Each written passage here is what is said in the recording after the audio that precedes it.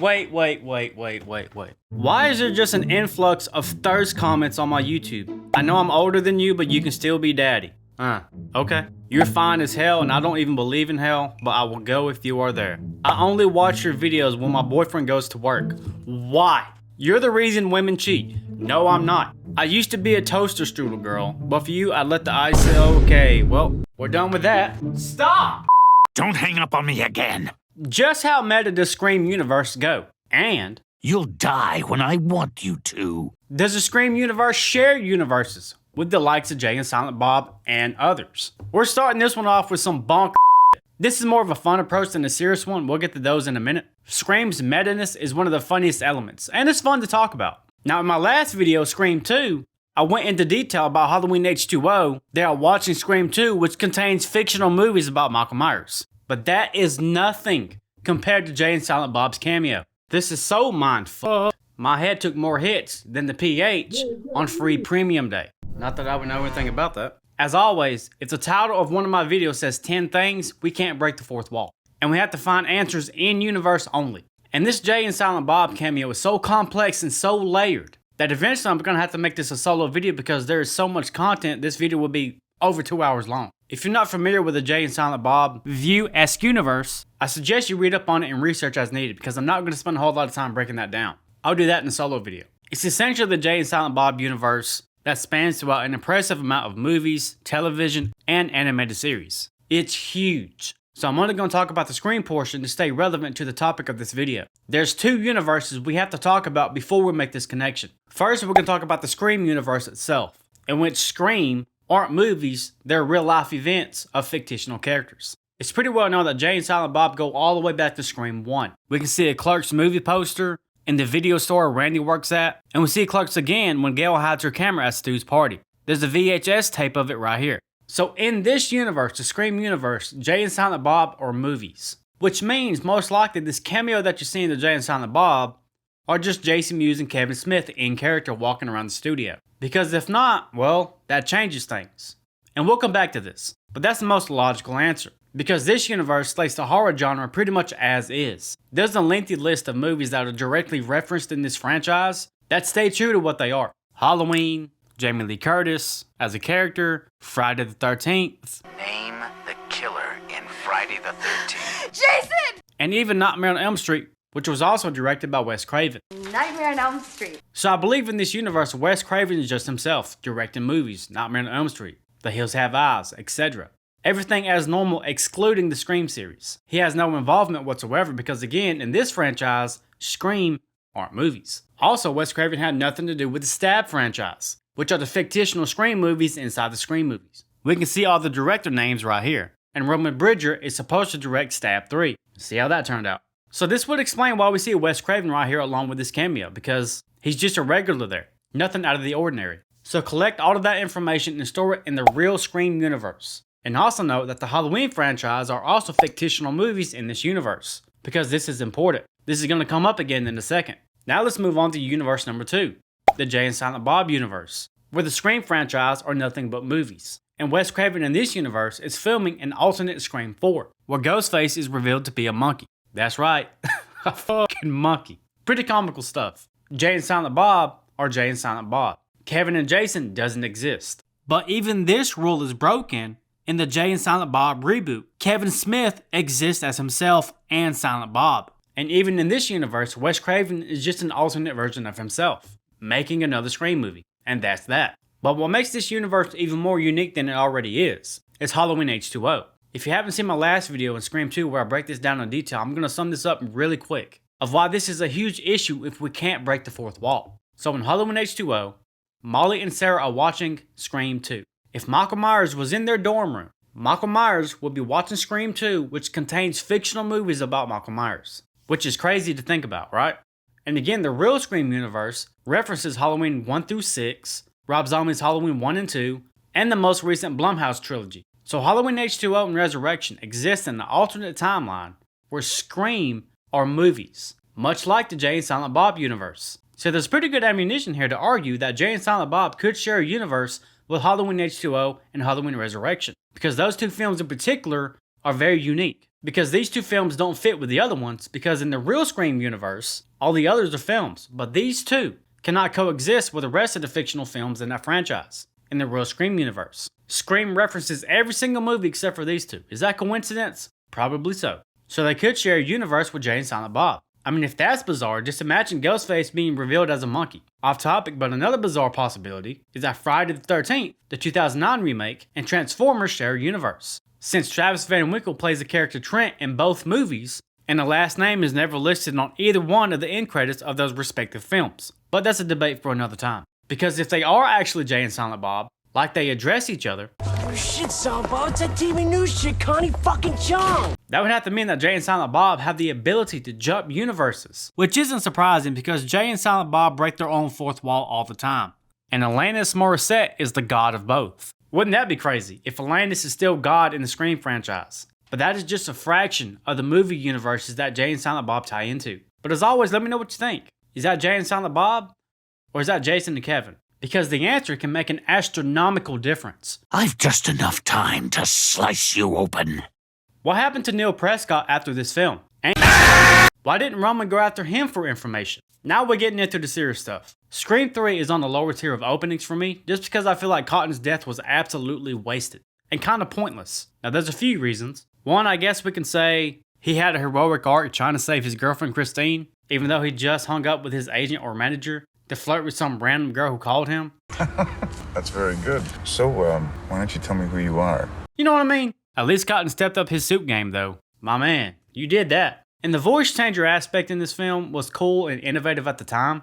But as much as we know now, and the great lengths that Roman went to bring Sidney out of hiding, why go after Cotton? Of all people, you could have went with Gail, Dewey, Neil. Sidney did crawl down and went off grid using the fake name, going into hiding. But you know who wasn't in hiding? Her father. In this film, he even tries to persuade her to come back home. Why'd you have so many secrets, Dad? Listen, maybe it's time you came home. So if Neil is still at the Prescott house like he's been for the last abundance of years, Roman, what the f*** you doing? Neil's a sitting duck, and there is no one closer to Sidney than her dad. Cotton probably didn't even know where Sidney was in the first place. I mean, they've never had a good relationship. And despite Cotton saving her in Scream 2, I highly doubt they became best buds. The only other person that was in contact with Sidney was Dewey. We can see this small little detail right here. So Roman spends the entire film killing his own cast members, kidnaps Gail and Dewey for leverage, but forgets the one person that can leverage him the most and bring Sidney out of hiding, her father, which lives in the same exact house that he's always lived in.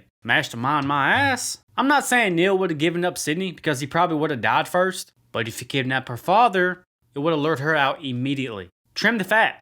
I mean, problem solved. And what happened to Neil after this film? We never hear about him again. The last time we ever even get a mention of him is that he was interrogated by the police. I'll play that clip right here. Well, Sid's dad couldn't help you, and he was married to Maureen. I'm guessing that he died off Scream somewhere in the time between this one and Scream 4, since they go back to Woodsboro and he's never seen there. It's a shame though, because we never got closure on Neil. Neil's been through a lot. With all the stuff with Billy and Stu being kidnapped, almost being framed for the murders, the events of Scream 2. I mean, Neil had it rough because of Maureen. And well, Maureen had it rough with everybody else. Here come Ghostface. Who? Ghostface! Man, that's messed up. Why don't you give him back his mom? What mom? Yeah, what mom? How did Roman get Sidney's number? Here's another unsolved mystery, a small one, but the question speaks for itself. Even with the failed attempt with Cotton, somehow he succeeded in finding her eventually.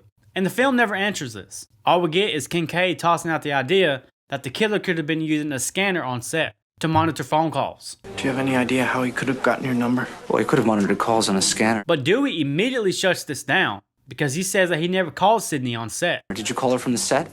No.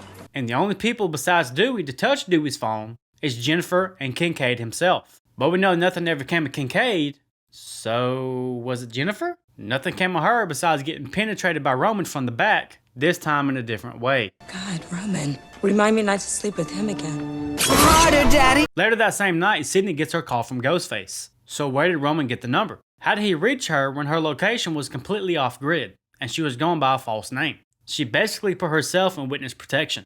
And we assume he got it from Dewey's phone, but the film gives us absolutely nothing else to work with. They just kind of moved past it. Dewey was the technical advisor on set, and they did work together, so I guess Roman could have snatched his phone on set maybe for a few minutes. Dewey was the only person from Stab 3 to have that connection with Sydney. So what happened? Did Jennifer borrow the phone? I mean, Roman was getting some from Jennifer, so maybe that played into it? I don't know, who gives a f***?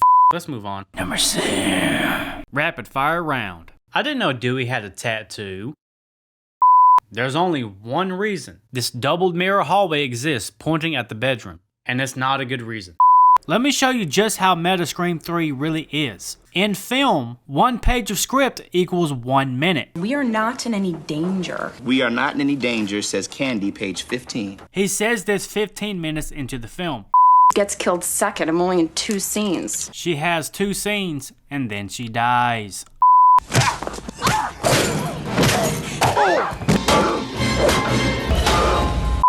Don't you watch scary movies? Where is Billy Loomis's dad? You won't get a sequel. That was overdue. And why didn't Roman target him? This is a pet peeve of mine. I'm bringing up Billy's dad, Hank, because just like Neil, this is the last time we ever get a mention of him. But Hank, believe it or not, despite being a small character in Scream 1, plays a huge part in this franchise. You talk about a domino effect and lineage. Because if you think Billy Loomis has some mommy issues, ladies and gentlemen, let me introduce Roman Bridger. And I am fucked. I've always questioned Roman's motive, because I just don't get it. He blackmailed his mother Maureen, and led Billy Loomis to kill her, but not the man she was sleeping with? I mean, he finally got to Cotton, but that's just because he was looking for Sydney, which also again doesn't make a lot of sense when we break this down. Hank had a huge hand of ruining 2 separate families. If it was for Hank pile-driving Maureen, Billy would have been happy, and we would have never had the OG Ghostface. And the iconic Ghostface persona would have never even come to life. Seriously, think about this. Roman in 1996, 4 years before the events of this film, followed Maureen around and convinced Billy to off her after showing footage of her sleeping around with everyone, including Billy's dad, Hank. But then he waits 4 years on his 30th birthday to get revenge on Sydney? Sydney had nothing to do with it. So instead of option A, just offer Maureen yourself, which is the one person that caused you all this heartache, right? You went with option B, which was wait 4 years and give us not 1, not 2, not 3, but 4 other people the chance to claim Sydney instead of him. And then he waits until he directs the 3rd Stab movie, which is one of the most notorious California crime stories in history. He then kills off his own cast members that worked for him, which had nothing to do with Sydney. They was just there for a fucking job. Killing off John Milton, the Mac Daddy of Hollywood. John deserved it. I'll give you that one. Random security guards. Call me crazy, but it seems like to me Roman went out of his way to make it extremely hard on himself to get his objective done. I mean, Jesus Christ. He killed nearly 10 people who had nothing to do with his motive. These actors just wanted a goddamn acting gig. Minus Cotton and John. And again, Cotton's death was just wasted. That's going on a tangent, but my point remains the same. Instead of going after your own cast and crew members, these random ass people who's just in Hollywood looking for an acting gig, why not just go after Maureen yourself? And Hank, since he was knowingly slinging it to his son's girlfriend's mother. And whatever became of Hank, dude just disappeared. Despite Hank Loomis's small amount of screen time, only in the first film, and his cameo shots in Scream 3 here, Hank has a crazy ass story.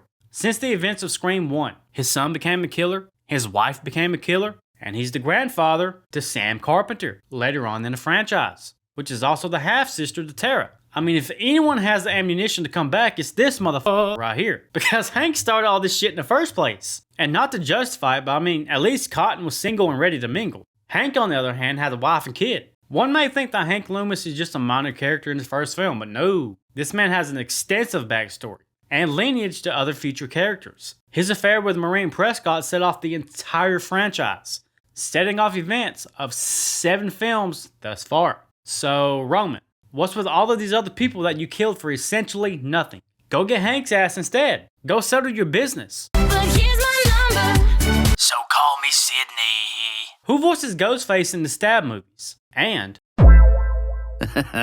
I'll haunt your dreams.